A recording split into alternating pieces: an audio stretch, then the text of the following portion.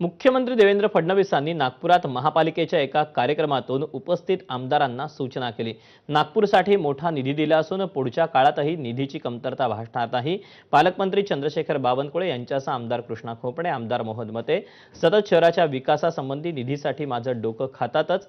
ही बाब चांगली आहे, कामासाठी डोकं खाल्लं नाही तर शासन लक्ष देत नाही, त्यामुळे सर्वजण डोकं खात रहा म्हणजे कामं होत राहतील असं फडणवीस म्हणाले।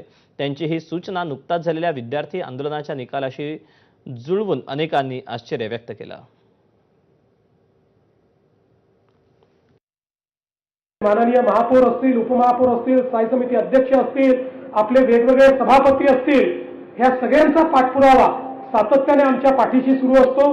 यांच्यातलं कोणी ना कोणी आमचं डोकं खातच असतं, पण हे चांगलं आहे। आपण जर डोकं खाल्लं नाही तर शासन काही लक्ष देत नाही, त्यामुळे तुम्ही असंच डोकं खात राहा म्हणजे आम्ही पण जास्तीत जास्त लक्ष या ठिकाणी देत राहू, हा विश्वास मी आपल्याला देतो।